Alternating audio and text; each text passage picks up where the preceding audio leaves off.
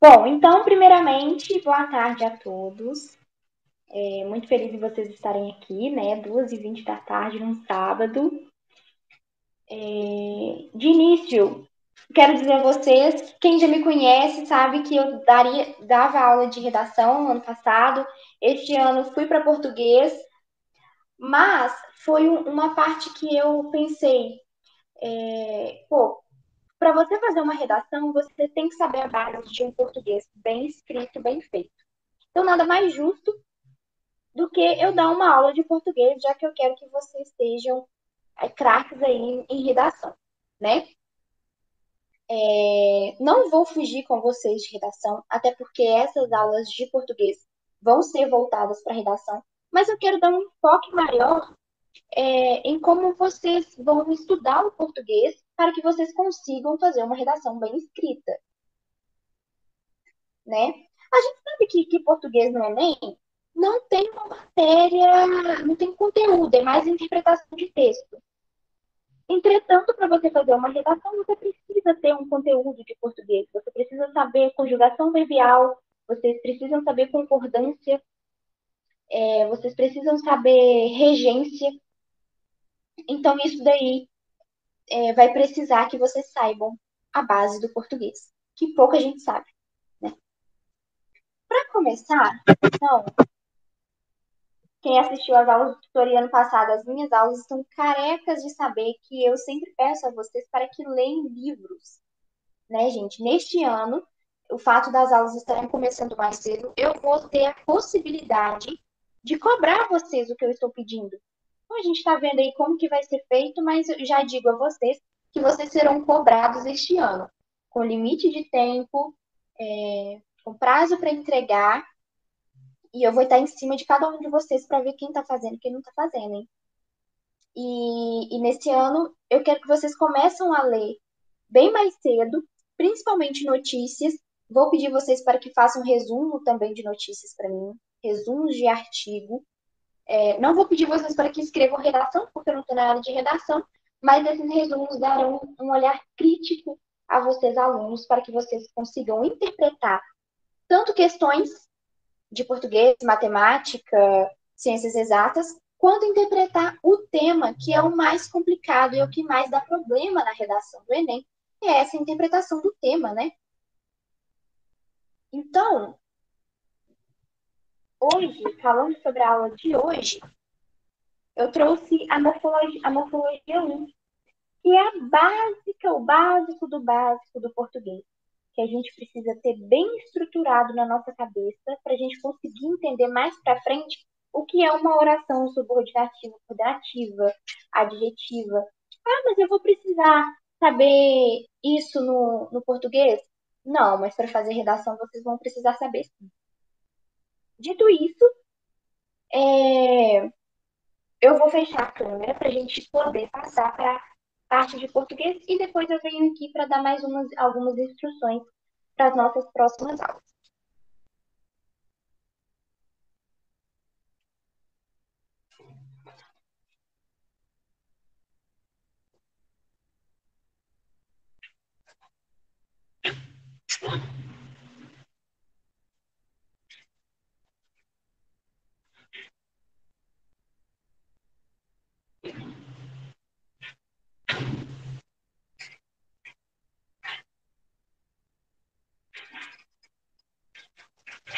Como é que eu...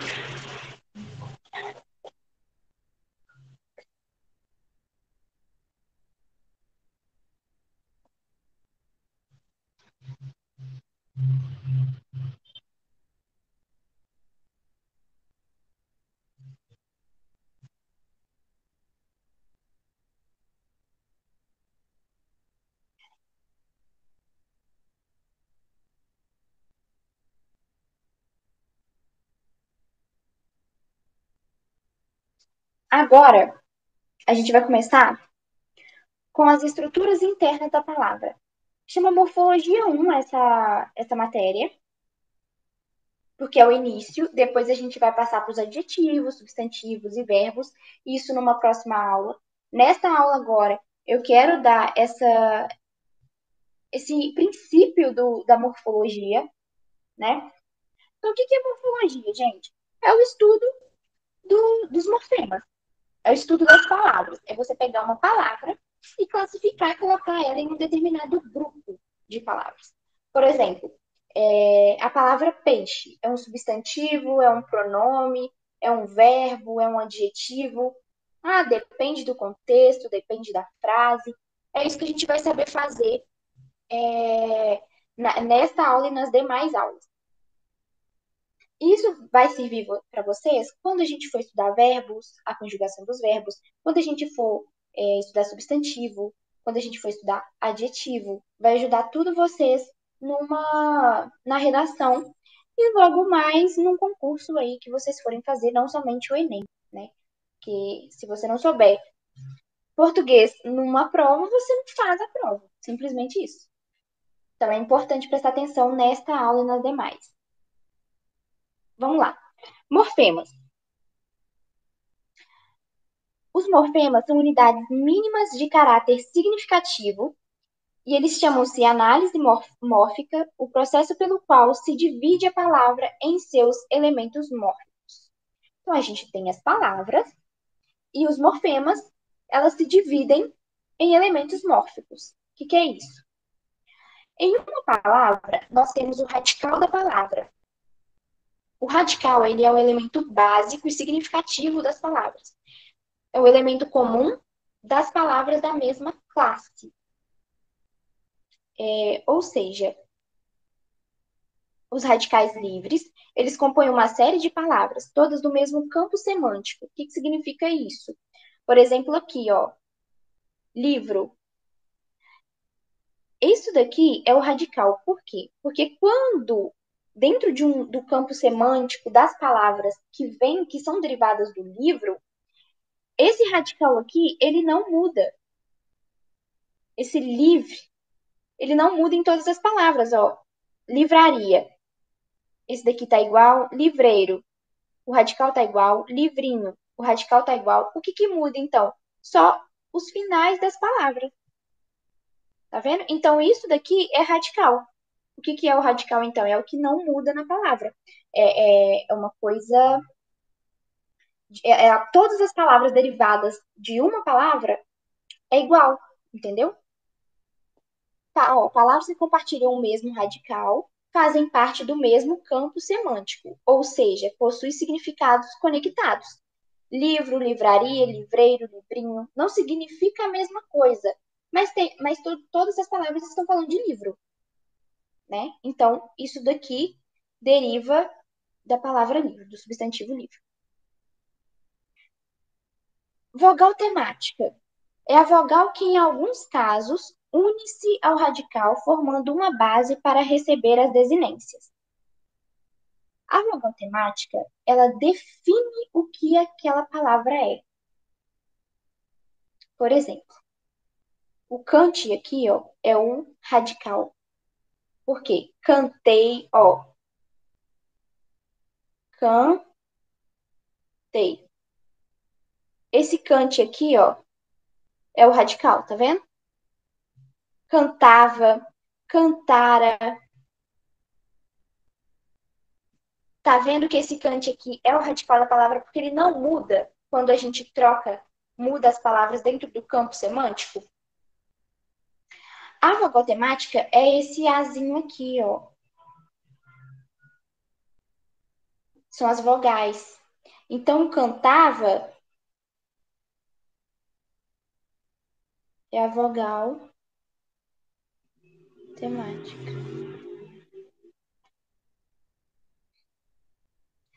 Essas vogais, elas unem-se ao radical para receber as desinências. Ah, quem são as desinências?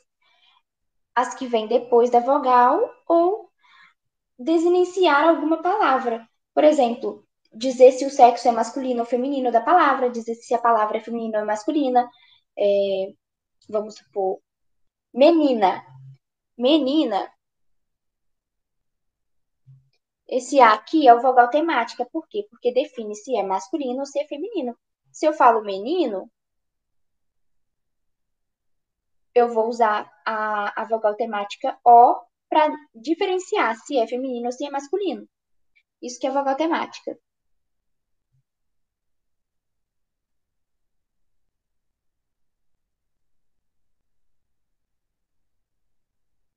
Beleza, continuemos.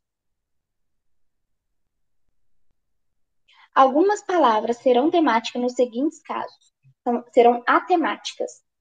Nós temos as palavras temáticas, que é definidas aí pelas vogais temáticas, e nós temos as palavras atemáticas. São elas. Nisso daqui, a gente tem o caso, nas vogais temáticas, nós temos os casos dos verbos e nós temos os casos dos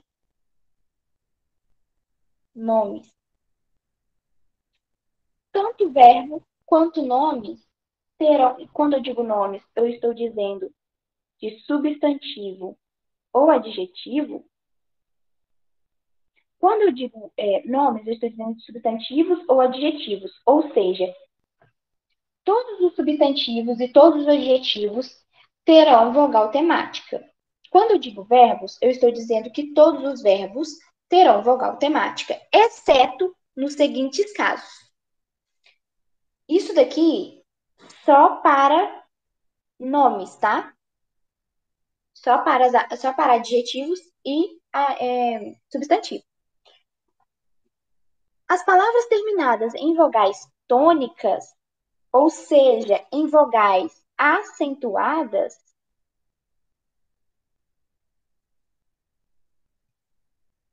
serão atemáticas. Por quê? Porque ela não classifica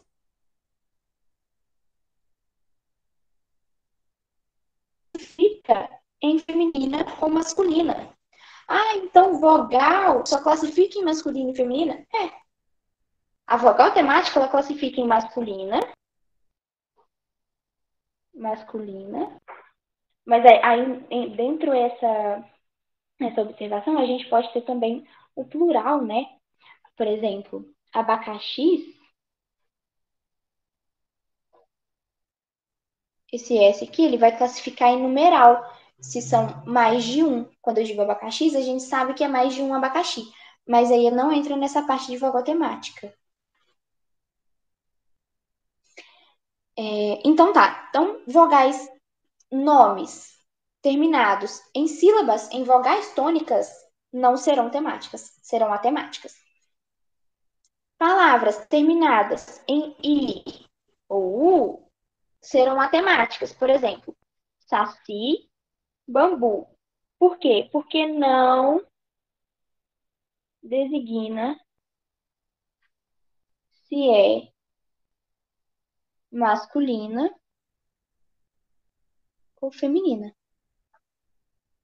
Quando eu digo saci, eu não estou designando se é masculino ou se é feminino. Quando eu digo bambu, eu não estou designando aquele bambu se ele é masculino ou se ele é feminino. Apesar de terminar uma vogal temática, entendeu? Terminadas em consoantes. Então, os nomes terminados em consoantes, L, R, luz, né, o sol, o mar, luz, são todas terminadas em palavras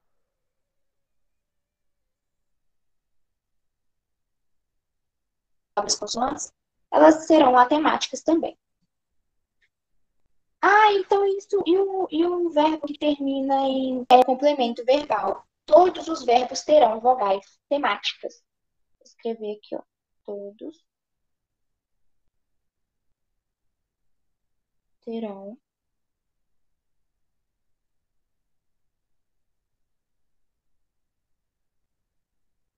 vogal temática. Querem que eu pincele sobre verbo, sobre adjetivo, substantivo, para vocês terem uma noção do que eu tô falando? Ou tá tudo tranquilo? Tá dando para entender?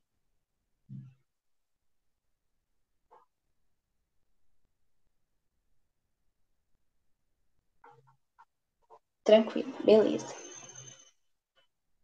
Então todo mundo sabe o que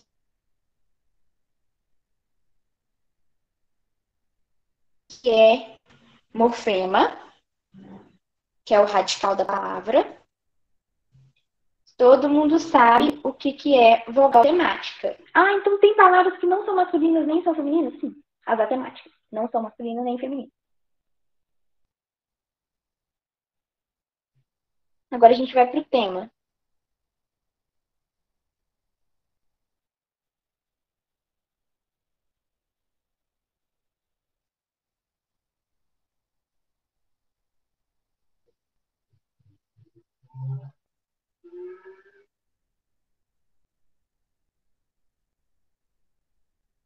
Tema significa ele é formado pelo radical mais a vogal temática. A gente sabe o que é radical e a gente sabe o que é vogal temática.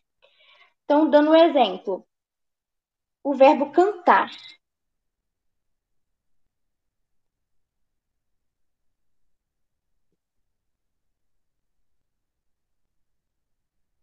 Cantar. Qual que é o radical do verbo cantar? Cante. Por quê? Quando eu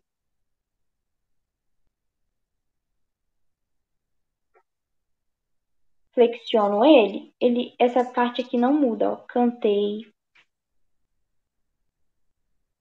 cantara,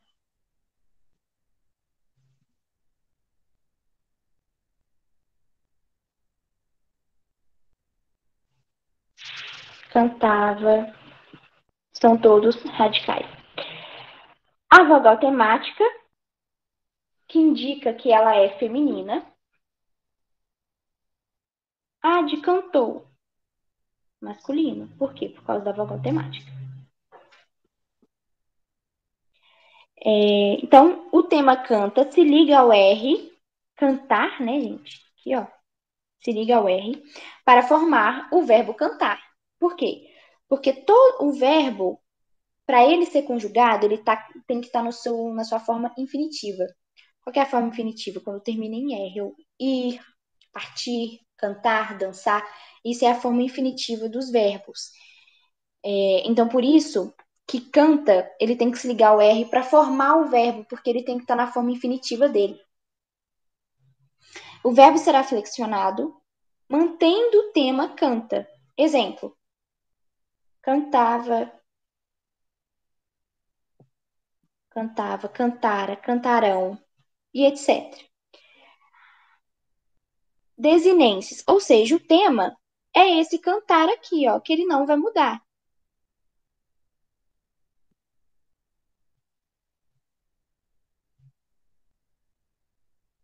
O tema é o que não muda quando o verbo flexiona. Ah, então isso daqui é só para verbos? Sim, é só para verbos. Desinências são elementos mórficos que acrescentam ao radical para assinar flexões gramaticais. Podem ser nominais ou verbais. As desinências nominais indicam flexões de gênero.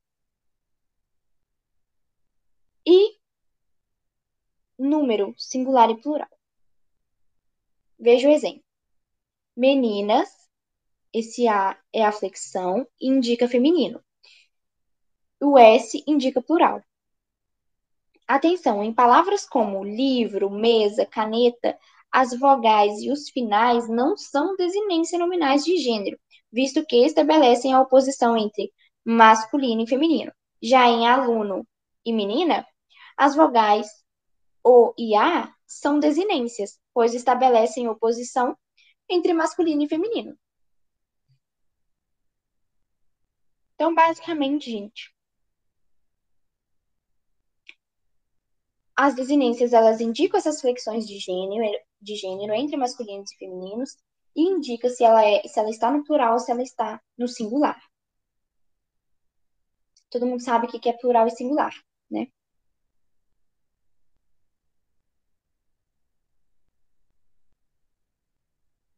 Então, singular um, plural vários.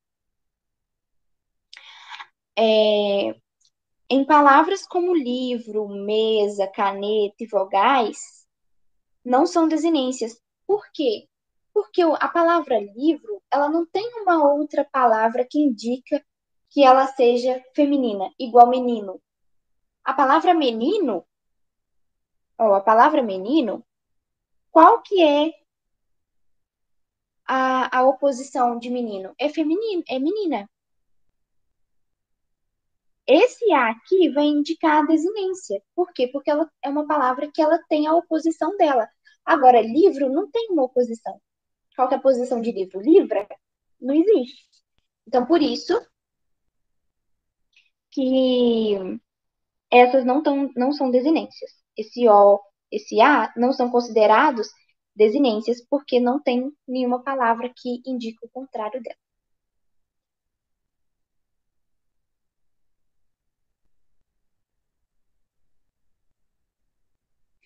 Em palavras como pires, lápis, ônibus, o O e o S final também não é desinência nominal de número, já que nestes casos não marcam a oposição entre singular e plural. Aquela mesma coisa, né, gente? Ovo, a oposição de ovos é ovo, porque ovos é muitos, mais de um, e ovo é um só. Qual é a oposição de lápis? Não tem, por quê? Porque se a gente tirar esse S aqui de lápis, fica lápis, uma palavra inexistente no vocabulário português. Então, por isso que não é esse S no final não é considerado desinência.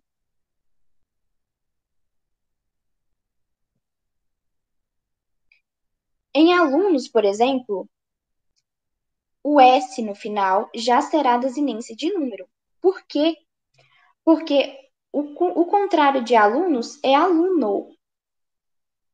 Ou seja, a falta, a inexistência desse S aqui indica que é um aluno só. Ou seja, quando nós temos o S, nós temos a desinência.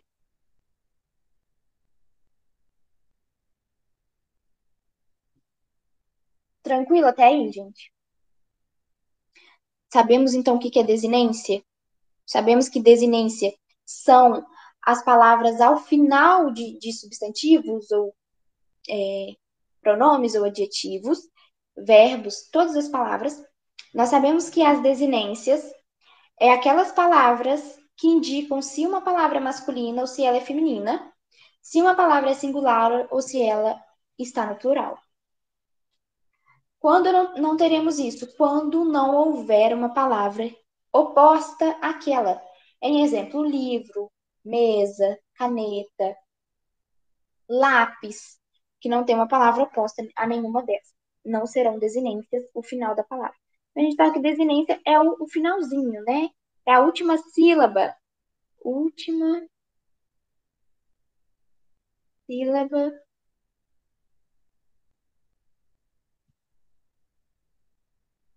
da palavra.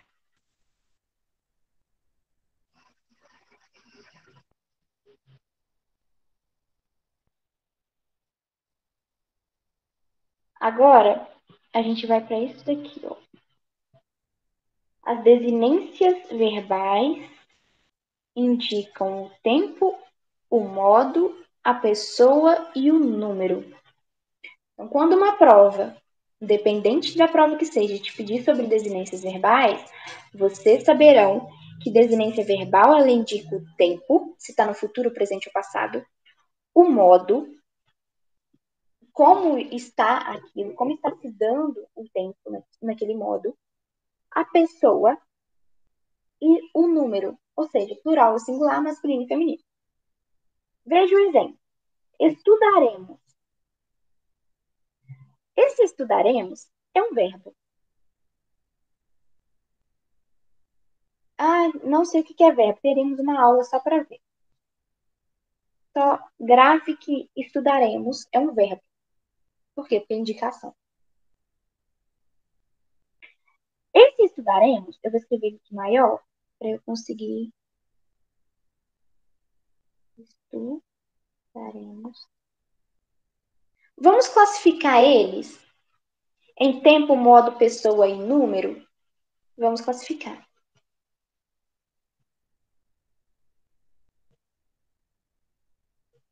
Estuda, gente. É o tema. Vocês lembram daquele tema? que a gente estudou, que é o que não muda nos verbos. Então, estuda é o tema. Por quê? Porque quando flexionado, ele não mudará. Esse iremos indica o futuro. Vou escrever aqui tema. Esse irê indica o modo.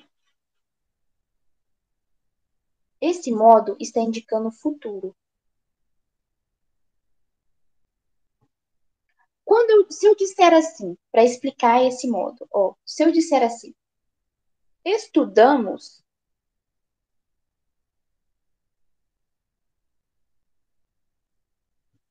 eu estou dizendo isso daqui no presente, no futuro ou no passado?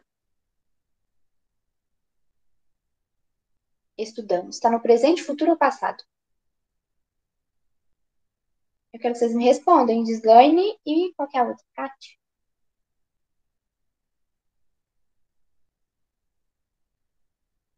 Passado. Como que eu sei que esse verbo ele está conjugado no passado? Por causa do modo do verbo. Esse é o modo que está aqui nas desinências verbiais. Esse é o modo que a gente está falando. Eu sei que uma palavra, que um verbo está sendo conjugado no futuro, presente ou passado por causa do modo. Aqui, ó, o modo é o re.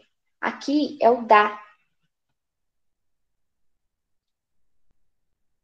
E a pessoa? A pessoa é esse final aqui, ó, junto com o número.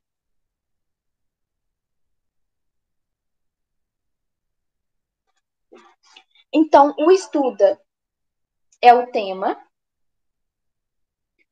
o re é o modo, estudaremos, ou seja, ela está conjugada no nós. Terceira pessoa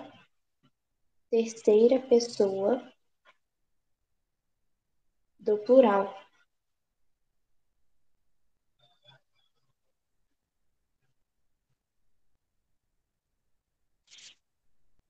Estudamos. Terceira pessoa do plural.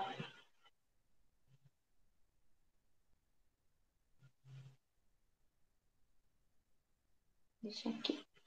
Então tá. Então vamos continuar daí. Estudaremos. O estudar é o tema. E o final a gente vai designar o modo, a pessoa e o número. Se eu falar assim, estudei, esse verbo está no singular, tá? Então a gente já indicou qual é o número dessa desinência verbial. Se eu falar estudávamos, olha só, isso aqui é legal.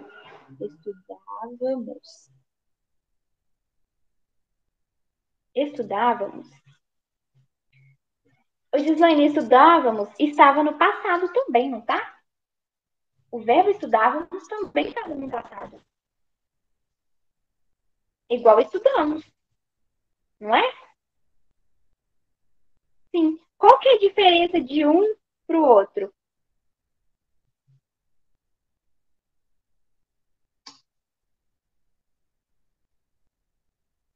Qual que é a diferença de uma conjugação para outra se o modo, se o tempo é igual?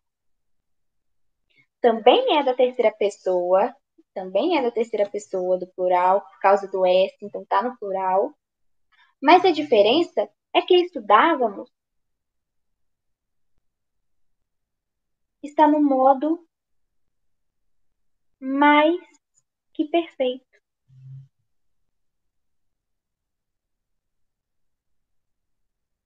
Estudamos está no pretérito perfeito. Essa é a diferença, é só essa terminação. Ah, estudamos, então ele está conjugado em qual tempo? Estudamos está conjugado na terceira pessoa do plural, no pretérito perfeito. Estudávamos está conjugado na terceira pessoa do plural, no pretérito mais que perfeito. O que é pretérito, gente? Teve um dia que eu estava dando aula sobre verbo, falando sobre pretérito, pretérito, a pessoa virou para mim e falou que não sabia o que era pretérito. É passado, tá? Pretérito, vou até trocar para um sinalzinho de igual. Pretérito é passado. Estudássemos é no futuro mais que perfeito. Estudássemos. Futuro mais que perfeito. O que designa, gente, se ele é perfeito ou se ele é mais que perfeito, é a terminação. Se eu falar estudaremos, também está no futuro. Só que está no futuro perfeito.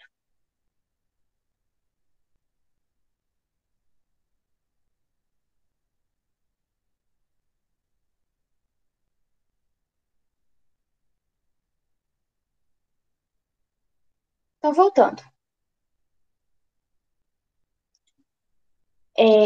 As desinências verbais indicam o modo, o tempo, a pessoa e o número. Vamos pegar um outro verbo?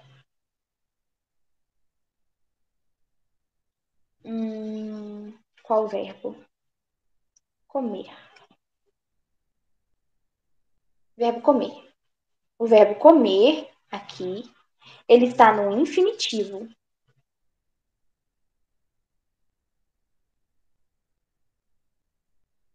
Ou seja, todos os verbos eles precisam estarem no infinitivo para depois a gente começar a conjugar eles, a fazer a conjugação.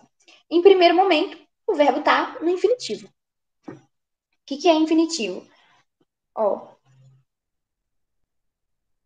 as palavras terminadas em ar, é e ir. Se vocês perceberem, todos os verbos terminarão em ar, é e ir. Isso que é um infinitivo. Comer. Vamos conjugar esse comer no passado.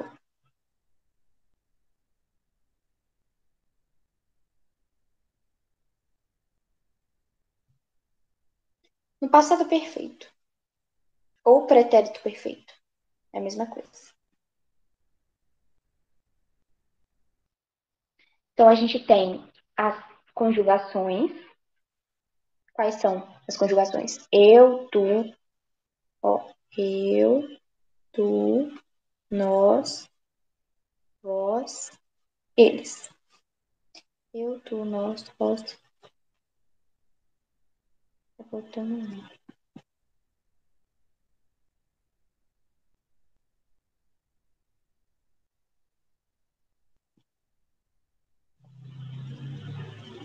Eu, tu, nós, ele, vós, eles. Isso mesmo, Gisele.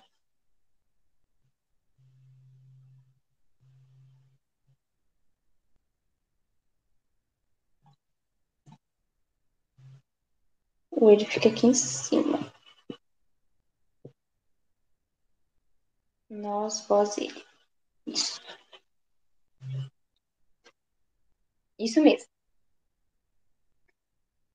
Eu, tu, ele, nós, vós, ele. Vamos conjugar, então, o verbo comer. Eu como.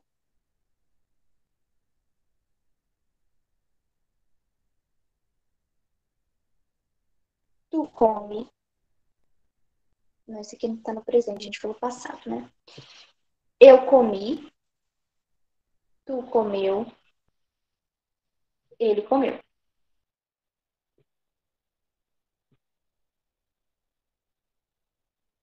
Nós comemos. Vós comeis. Eles comeram.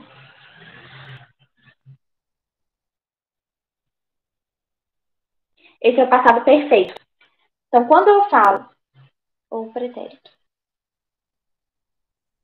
em conjugação no passado perfeito, é essa conjugação que eu estou falando. Isso daqui, a gente está falando do tempo verbal. A gente está falando do tempo verbal.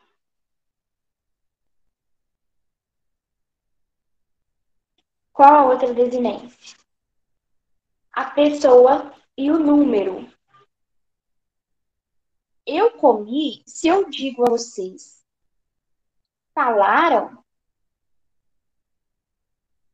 qual é a pessoa de falaram? Se eu pergunto a vocês, o verbo falar, o verbo falar conjugado em falaram. Eu estou falando de qual pessoa? Eles falaram. Eles falaram. Então, aqui, a gente já sabe o que é a pessoa que a desinência verbal está falando. Quando eu peço a pessoa na desinência verbal, é o quem praticou aquela ação. O verbo não é toda ação. A ação ela tem que ser praticada por alguém. Então, quando eu peço a pessoa na desinência verbal, eu estou pedindo a pessoa quem a praticou, quem praticou a ação. E o número é a quantidade. Falaram está no plural, né, gente? Por mais que não tenha o S aqui, eu sei que falaram está no plural. Por quê? Porque a pessoa tem o S. Tá vendo esse Szinho aqui em eles? Indica mais de uma pessoa. Então eu sei que falaram está no plural. Muita gente que não sabe isso, que acha que plural é só se a palavra tiver o S ou não. E não é, não significa isso. Tá? O verbo pode estar conjugado e vocês olharem aqui, ó, o plural ou singular nessa parte de conjugação aqui. Todos eles têm singular e plural, tá vendo? Beleza, então a gente sabe o que é desinência verbal. Todo mundo sabe o que é desinência verbal? Todo mundo entendeu?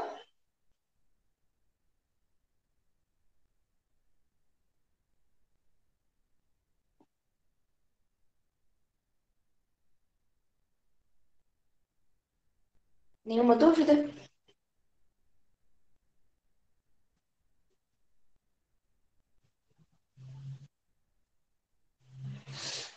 Então vamos para o afixos.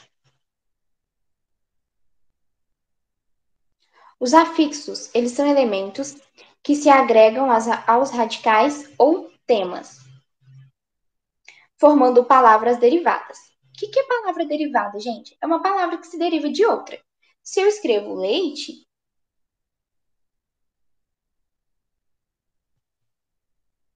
e eu quero escrever uma derivação de leite, que é a palavra primeira, né? A palavra que veio primeira, eu posso escrever leiteiro, eu posso escrever leitaria.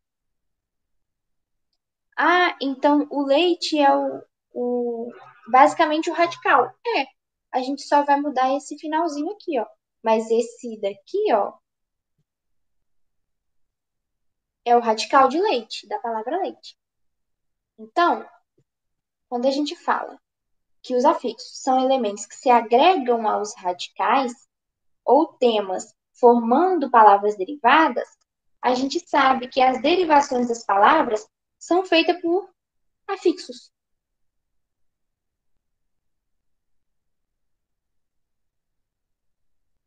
As derivações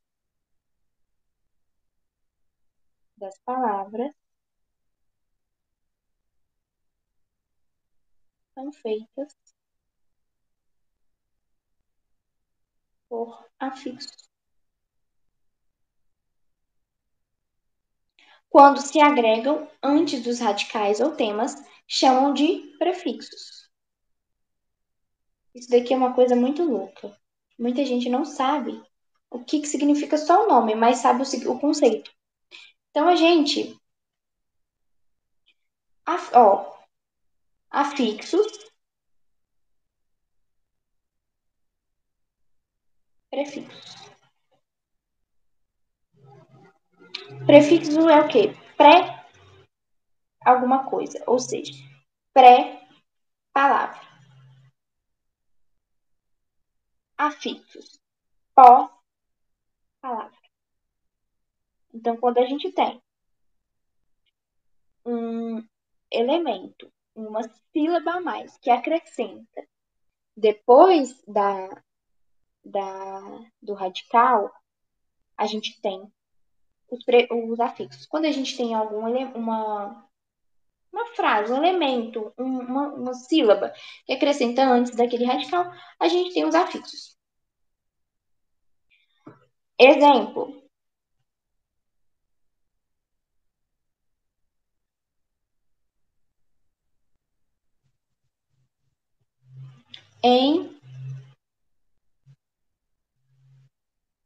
Empobrecer.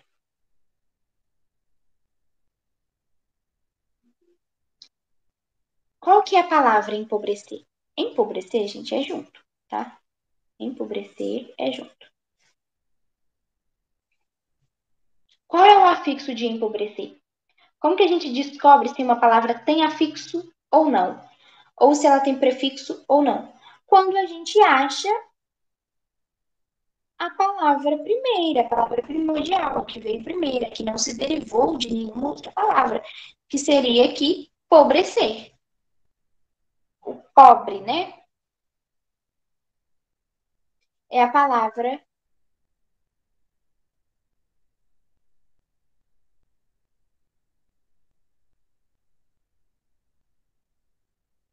sem derivações.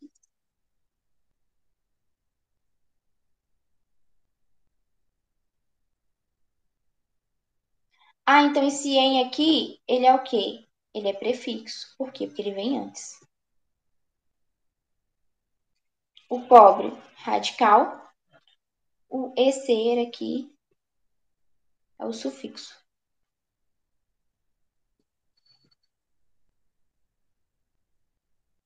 Beleza? Todo mundo sabe o que é afixos?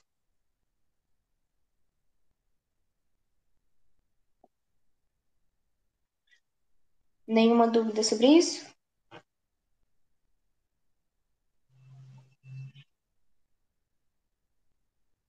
Agora vamos ver um pouquinho de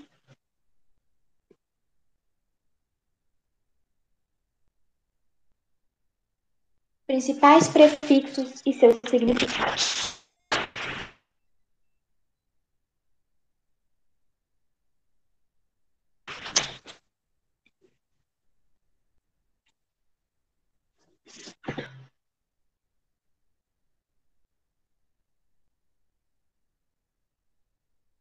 Aqui,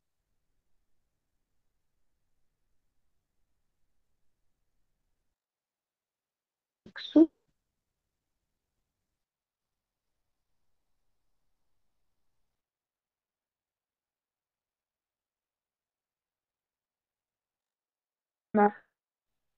o prefixo aqui. Aqui, no não, e o são, nós temos aqui é o radical, não necessariamente o radical, gente, é a palavra que não é derivada.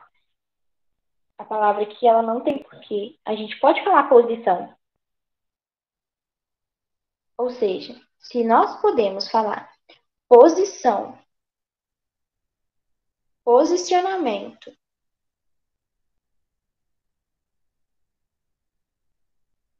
significa que oposição é uma derivação da posição, né?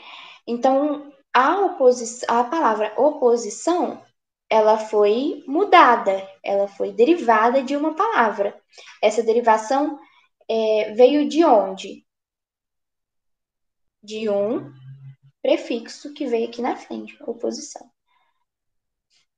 Agora, Se eu falo assim, posteridade. Ó,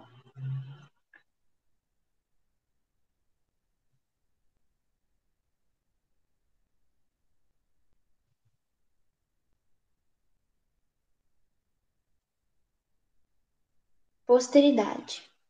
Isso aqui, qual é a palavra que foi derivada?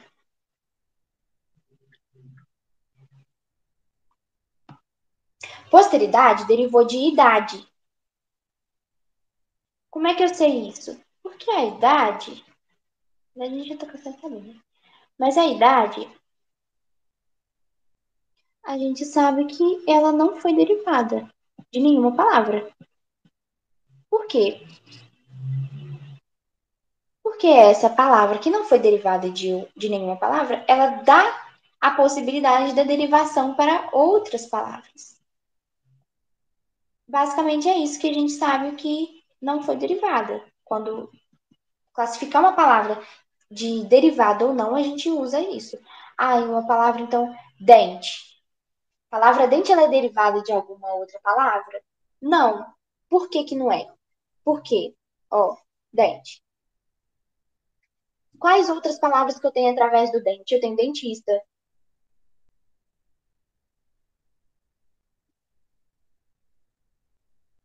dentista. Eu tenho dentina. Eu tenho dentária. Ah, o que que não muda? Qual que é o radical? É isso aqui, ó. O radical da palavra dente é dente, sem o E. Dentadura. Então, como é que eu sei que a palavra dente ela não é derivada de outras? Porque eu consigo derivar outras palavras de dente. Uma palavra derivada, a gente não vai conseguir derivar outras de uma palavra derivada. A gente só consegue derivar uma palavra de uma palavra que não é derivada. Entendido isso? Entendido o que é prefixo e o que é afixo?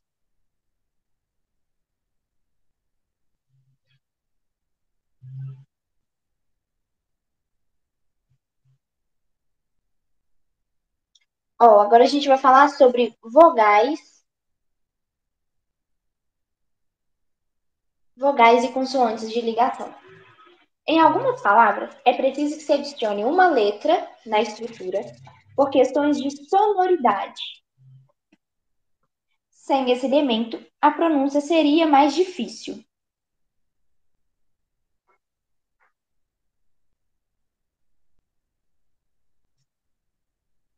Veja os exemplos abaixo. Ó,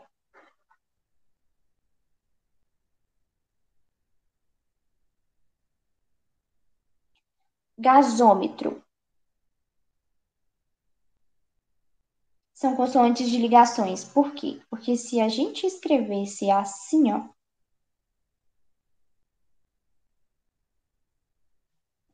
gásmetro, seria mais difícil a pronúncia e seria mais difícil a sonoridade, a entender.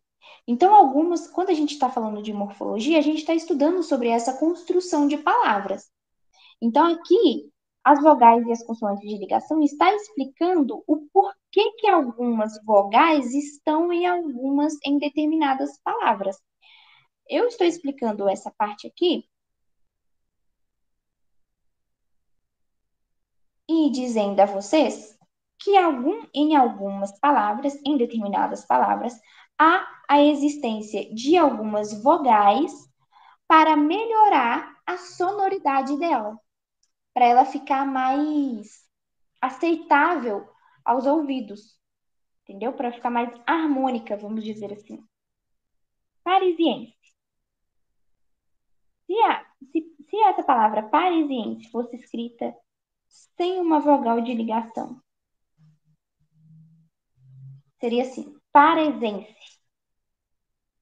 Não por mais que a gente já esteja acostumado, né, com a palavra parisiense, mas se a palavra parisense fosse sem mesmo essa vogal de ligação, ela não seria agradável para quem escuta ela. Por isso que é adicionada em algumas palavras a vogal e consoantes, né, de ligações.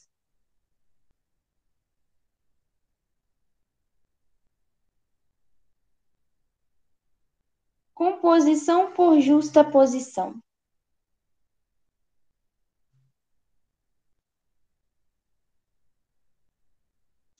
A composição é um processo que consiste em associar duas ou mais palavras ou dois ou mais radicais para formar uma palavra nova. Pode ocorrer de dois modos. Então, é basicamente aquelas derivações que a gente já tinha estudado, né? Justaposição. Na justaposição, unem-se palavras sem que sua estrutura seja alterada. Então, justaposição não altera o quê? A estrutura da palavra, ou seja, não altera o radical. Deixa eu escrever aqui.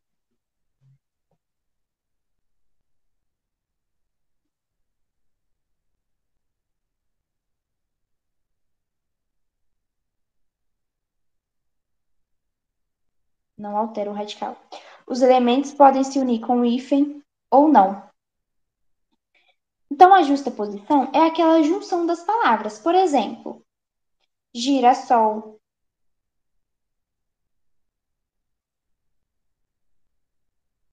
cor de rosa, passatempo. Quem lembra do biscoito passatempo? A palavra passatempo, ela é a junção de duas palavras. É a palavra passa mais tempo. Isso daqui é uma justaposição.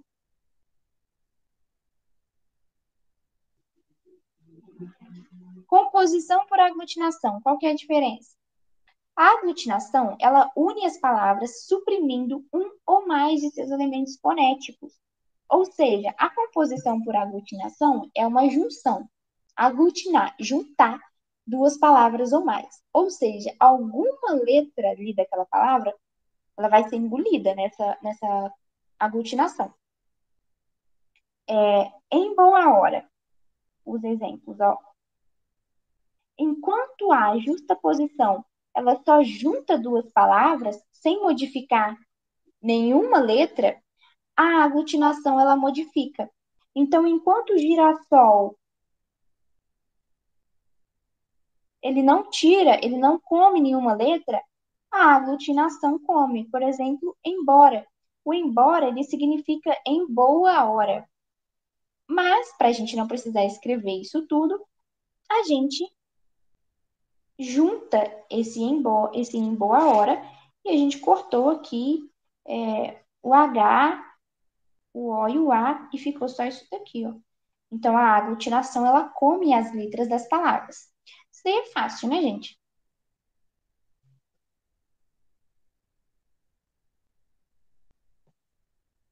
Processo por derivação. Vamos lá. A derivação é um processo que consiste em formar uma palavra nova derivada a partir de outra já existente. Então, derivação é uma palavra que deriva de uma palavra primitiva. Ela pode ocorrer de alguns modos: prefixação, sufixação ou prefixação e sufixação. A prefixação, ela ocorre quando se acrescenta o prefixo a um radical.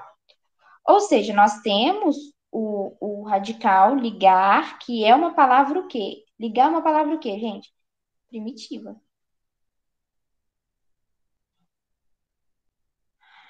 E esse des aqui, ó, que é um prefixo porque vem antes da palavra primitiva, é o prefixo. Pronto. Reaver. Nós temos a palavra primitiva e nós temos o prefixo que vem antes da palavra primitiva. Sufixação. Ocorre quando se acrescenta o sufixo a um radical. Ou seja, Nós temos a primitiva, a palavra primitiva, o radical, e aí a gente tem uma acrescentação do sufixo, ou seja, uma acrescentação de uma sílaba a mais após esse radical, após essa palavra primitiva. Foi o que a gente já tinha estudado anteriormente, né?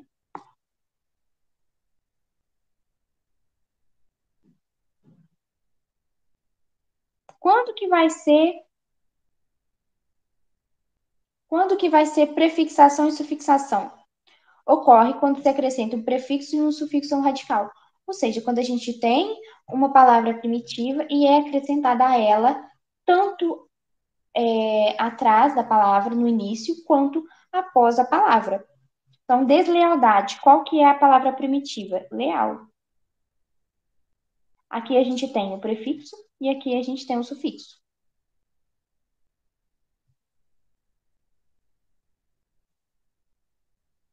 Parasintética. Ela ocorre quando se acrescenta um prefixo e um sufixo a um radical, formando um verbo. Esse aqui é legal.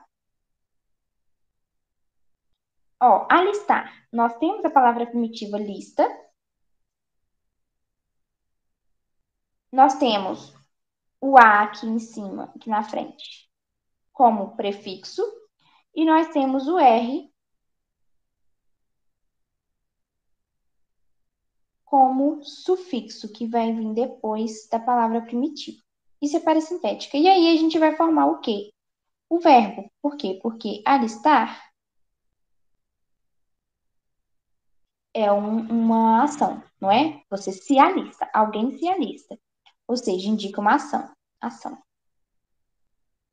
E essa palavra, essa ação, ela está no modo infinitivo.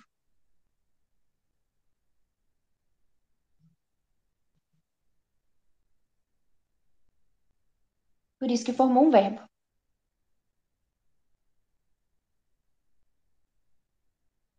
Espairecer. Espairecer deriva da palavra pairar e é uma parasintética. Por quê? Porque nós temos o prefixo e o sufixo na palavra e nós temos a formação de um modo infinitivo, fazendo com que ela se torne um verbo. Então, para que haja parassíntese, é necessário que o prefixo e o sufixo tenham se agregado simultaneamente ao radical. Caso isso não ocorra, será derivação prefixal e sufixal. Ou seja, se a palavra não se tornar um verbo, ela será prefixal e sufixal. Mas a gente tem uma observação aqui, que as palavras desigual e igualdade, elas existem. Ó, as palavras empobre e pobrecer não existem, né? Por causa disso daqui, ó. Para que haja parassíntese, é necessário que o prefixo e o sufixo tenham se agregado simultaneamente ao radical. Caso isso não ocorra, será derivação prefixal e sufixal. Empobrecer é o em mais o pobre mais o ser. As palavras empobre, ela não existe, só existe empobrecer. E as palavras pobrecer não existe. Por quê? Porque ela só existe empobrecer, ó. O em. Diferente de desigualdade. Por quê? Desigualdade é o des igual mais dade, ou seja, o sufixo radical prefixo, prefixo radical sufixo. Só que as palavras desigual e igualdade, elas existem. Então, ela é um exceto, né? Disso daqui, ó. Foi só uma observação. Os outros processos de formação de palavra. Vou colocar um rosa para destacar. Derivação regressiva ocorre quando a terminação do verbo é substituída por uma vogal. Não entendi, vamos lá. Derivação regressiva. A derivação regressiva, ela ocorre quando a terminação do verbo é substituída por uma vogal, criando assim um substantivo abstrato. O que é substantivo? O que é abstrato, gente? É aquilo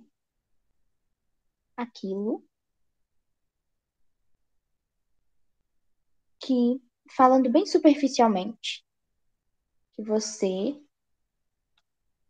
não pode o quê? Pegar.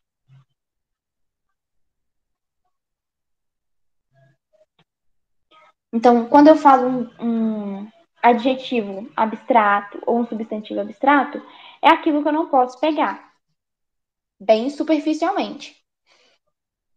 Ou seja,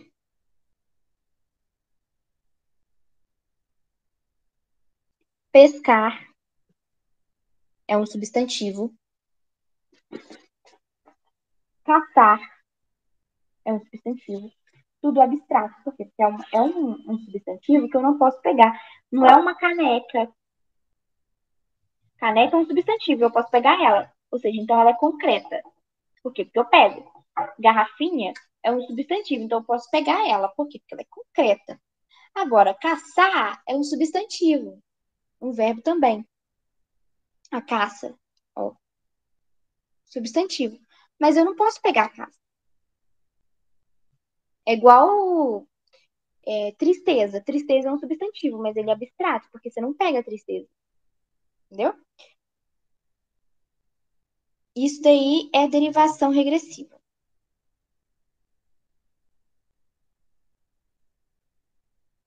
A derivação regressiva, então, ela ocorre quando a terminação do verbo ela é substituída por uma vogal, criando o substantivo abstrato. O verbo pescar, ela teve uma derivação regressiva.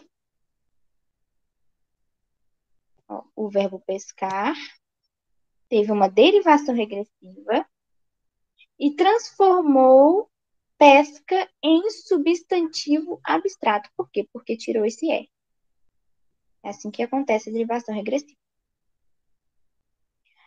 Derivação imprópria ocorre quando não se altera a forma da palavra, mas há mudança na sua classe. Ou seja, o verbo vira substantivo, o amar é fundamental para o ser humano. Amar aqui é verbo? Não. Por quê? Porque ninguém faz a ação desse verbo. Ele é um verbo sozinho, sim. Só que, vamos conjugar uma frase. Vamos supor, se a gente entrar na parte de conjugação de frase e a gente for classificar cada palavra aqui, ó, a gente vai falar que o é o artigo, o é o verbo ser, fundamental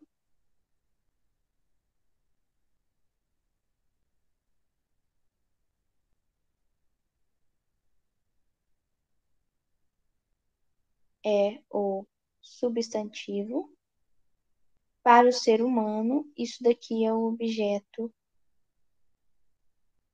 direto.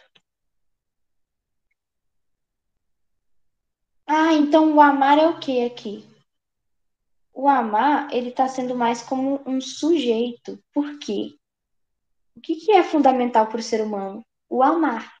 Então, o amar aqui nessa frase, ele está sendo o sujeito. Só que amar é um verbo. Eu amo, tu ama, nós amamos, eles amam. Por isso que é a derivação imprópria. Por quê? Porque é quando ocorre quando não se altera a forma da palavra, mas há mudança na sua classe gramatical. O verbo, a palavra deixa de ser um verbo para ser um sujeito. Entendeu? Quando um substantivo vira adjetivo. Aquele local se tornou uma cidade fantasma.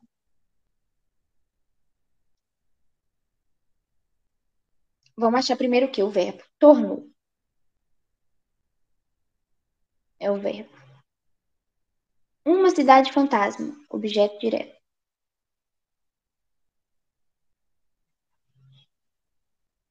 Local. Local, gente, ele é o quê? É um substantivo. É uma palavra substantivada. Só que aqui nesta frase, ele é o sujeito. Por quê? Porque se eu perguntar assim, quem se tornou uma cidade fantasma? Como que eu faço para achar o sujeito? Quando você pergunta antes do verbo. Muita gente confunde isso também. Vai ser uma aula que eu vou dar na aula de verbos, que é uma aula mais direta. Como que eu faço para achar o sujeito? Quando eu faço a pergunta para o verbo. Ah, eu faço a pergunta antes ou depois? Antes. Então, antes você acha o sujeito, depois você acha o objeto direto ou objeto indireto e as outras inúmeras classificações, né? Subordinativa, adjetiva. Então, aqui, ó, a gente pergunta assim. Primeiro de tudo, acha o verbo. Vamos achar o verbo que a gente achou aqui, que é tornou. Por quê? Porque tornar é o verbo no modo infinitivo. Quando a gente pega o tornar, a gente consegue conjugar ele. Então, por isso que ele é um verbo, porque indica uma ação, né? De tornar algo alguma coisa. Aquele local se tornou uma cidade fantasma. Beleza. Tornou é o verbo. Quem se tornou uma cidade fantasma? O local. Então, quem praticou a ação ou a ação foi praticada sobre ele? O sujeito. O sujeito, ele pratica a ação. Aí pode ser um sujeito passivo ou um sujeito ativo. Isso daí é uma outra história. Aqui, no caso, aquele local, ele é um sujeito passivo. Por quê? Porque ele sofre a ação, ele se tornou uma cidade fantasma. Mas não deixa de ser um sujeito. Entretanto, esse sujeito, ele é um substantivo. Local é um substantivo, mas na frase ele está um adjetivo, ele está um sujeito.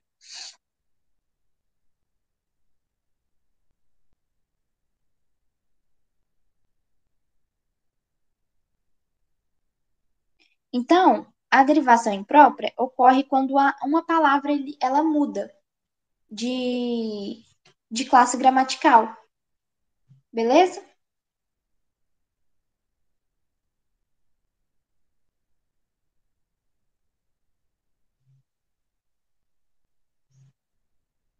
Todo mundo entendeu essa parte de derivação imprópria?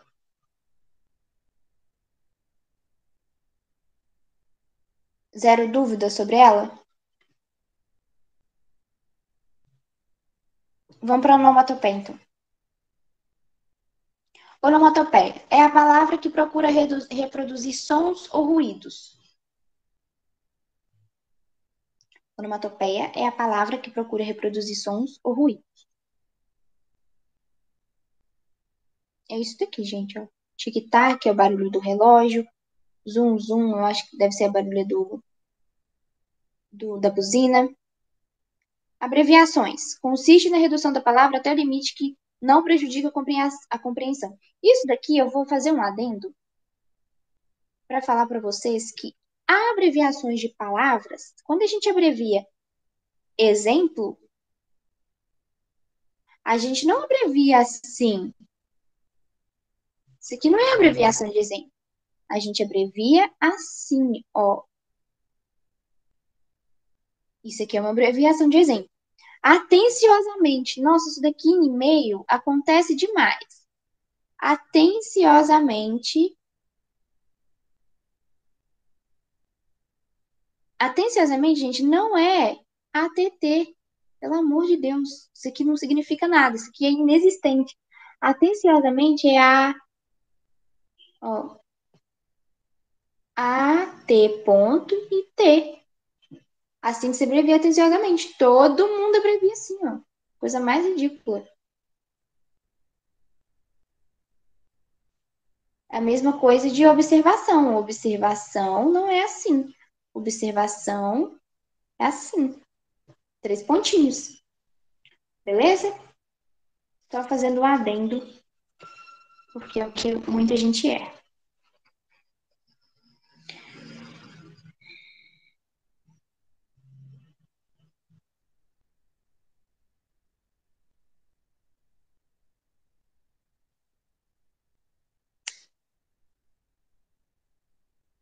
Hibridismo. Consiste em palavras compostas por elementos de línguas diferentes. Psicologia. Então, hibridismo, gente, são palavras que existem por línguas diferentes. Não foi derivada da língua portuguesa. A psicologia tem uma raiz latina. Psico, latina, logia, grega. A mesma coisa de sociologia, fisiologia, é a mesma coisa. Televisão, tere, grego, visão, latina. Isso que é hibridismo. É quando uma palavra é composta por elementos de línguas diferentes.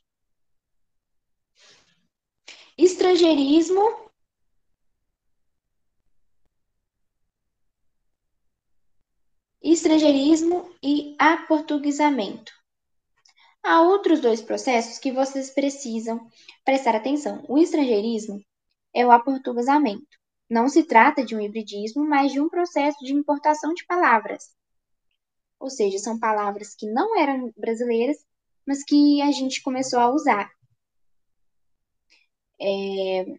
Então, o estrangeirismo é um processo de assimilação de palavras estrangeiras no português. Em algumas áreas, como a tecnologia, por exemplo, isso é muito comum. Mouse, né? Aquele negócio que a gente usa para notebook. Lingerie, show, fast fashion e etc. É aquela famosa coisa, né?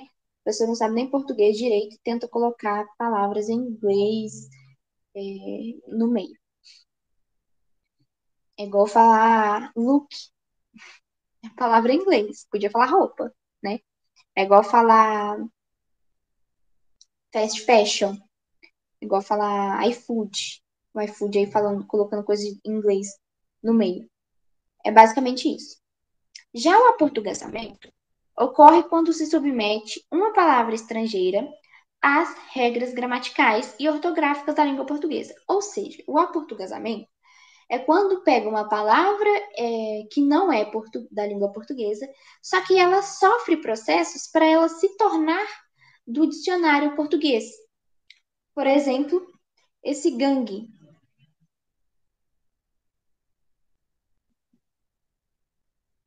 Por exemplo, esse gangue aqui, ó, sofreu um aportuguesamento e foi adicionado esse G. Por quê? Porque depois de G, tem que ter um U. E para ter o mesmo som, colocaram um E depois do U. Beleza?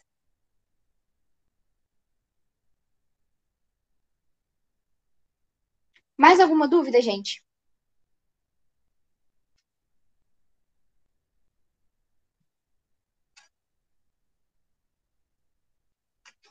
Alguma dúvida sobre a aula? Sobre isso tudo que eu falei, que foi muita coisa?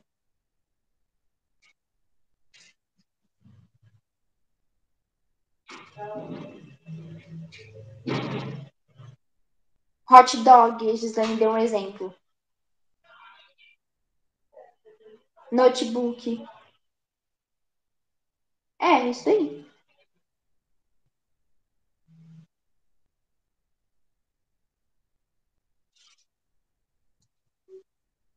Play Story. Aí, viu?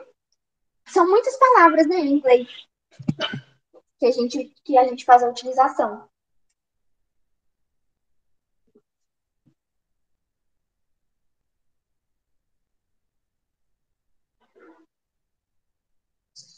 Não tem nenhum conteúdo que vocês ficaram com dúvida, ou vocês querem esperar a aula direcionada.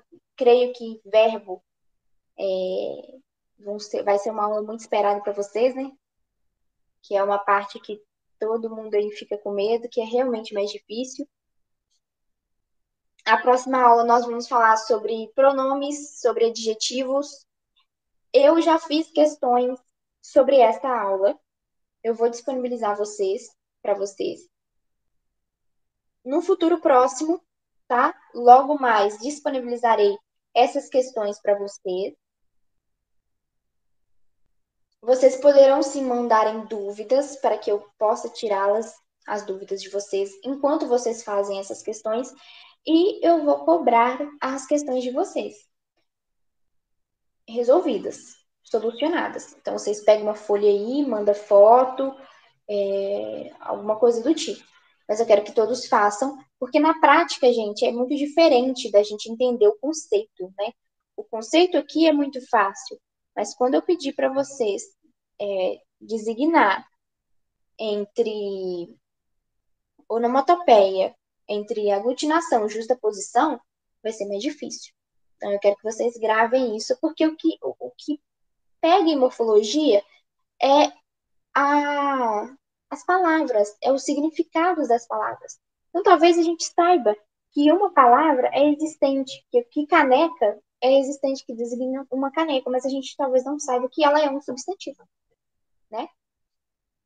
Fala sobre desvios morfossintáticos. Desvios morfossintáticos.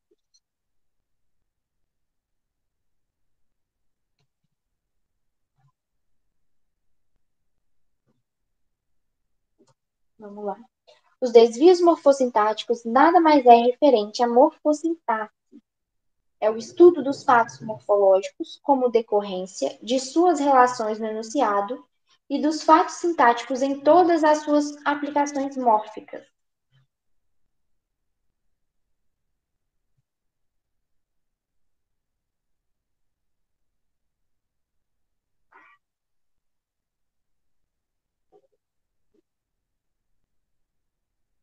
Então, o desvio morfossintático, ele consiste no deslocamento do acento prosódico. Ó, vamos ver mais coisas sobre.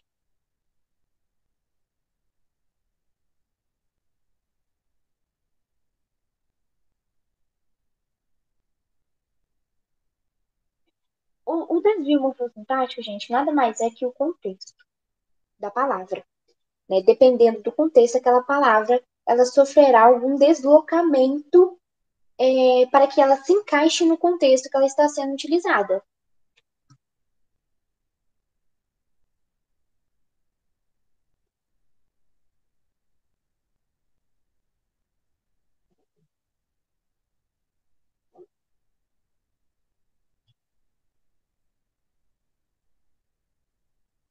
Mas eu vou trazer uma.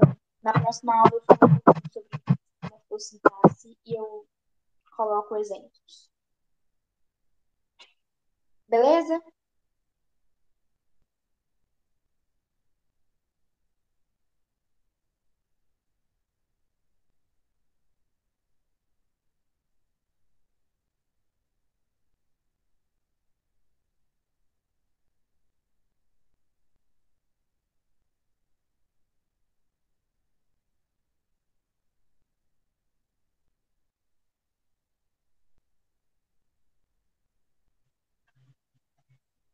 Então, na próxima aula,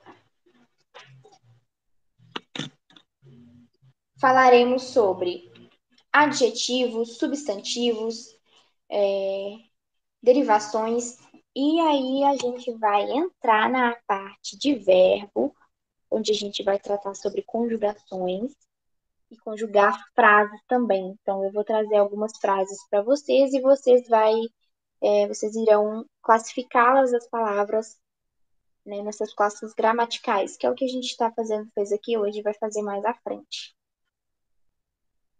Beleza? E questões, né, gente?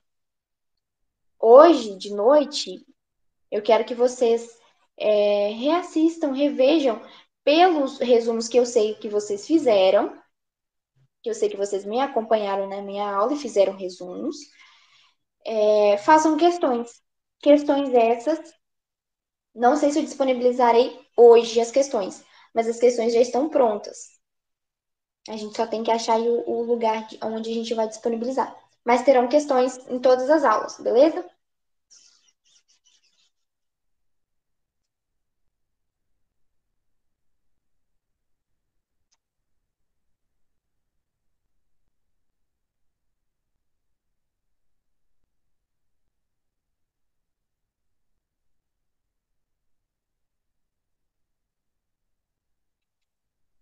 Então tá. Então,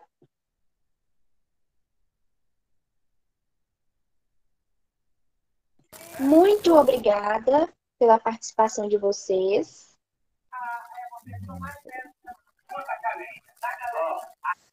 Muito obrigada pela participação de vocês, por ficarem comigo aqui até as 3h40. Vou pedir a vocês para que, nesse primeiro momento, Não vou disponibilizar a vocês nenhum artigo específico para ler o livro, mas leem, tá, gente? Qualquer coisa é válida. Mas logo mais eu entrarei em contato.